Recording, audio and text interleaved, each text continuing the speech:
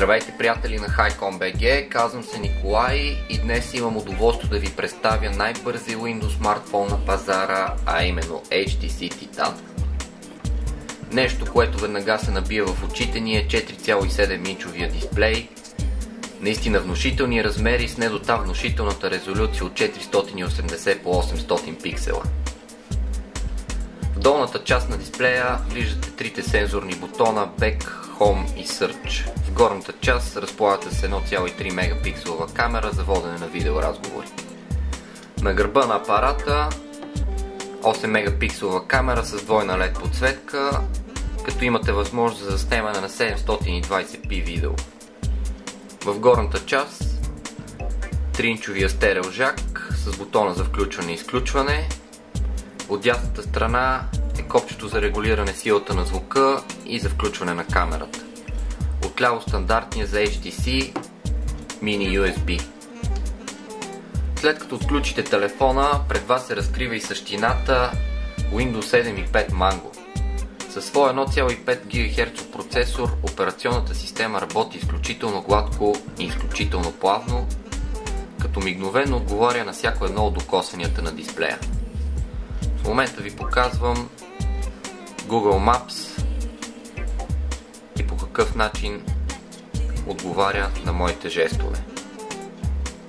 Синхронизацията с имейл акаунта и социалните мрежи е изключително лесно и се използват изключително удобно.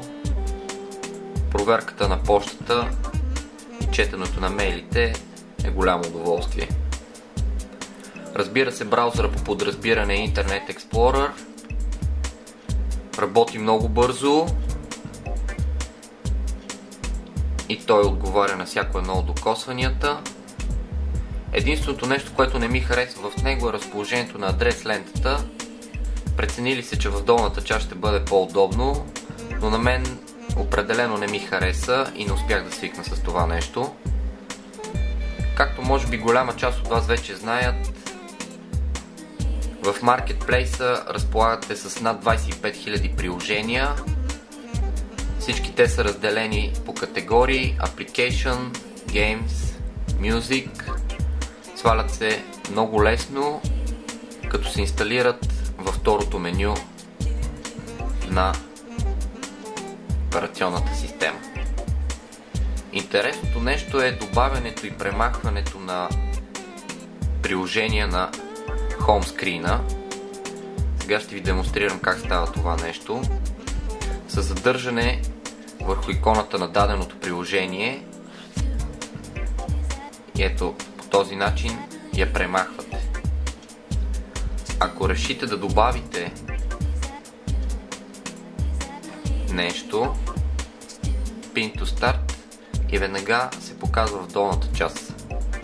По същия начин задържате и може да я преместите в горната част на дисплея по начин, по който да ви бъде по-удобно и да имате по-бърз достъп до нея.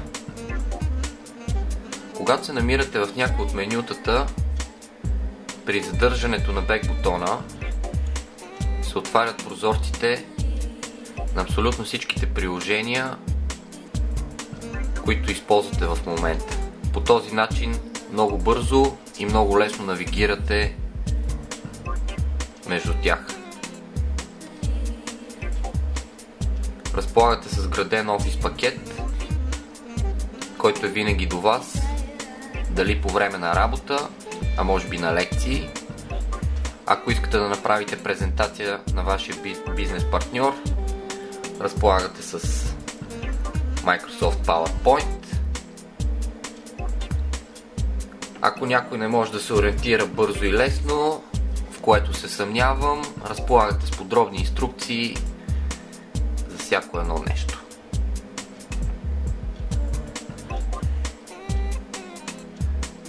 Това бяха по-интересните функции, надявам се да ви е било интересно и до следващия път.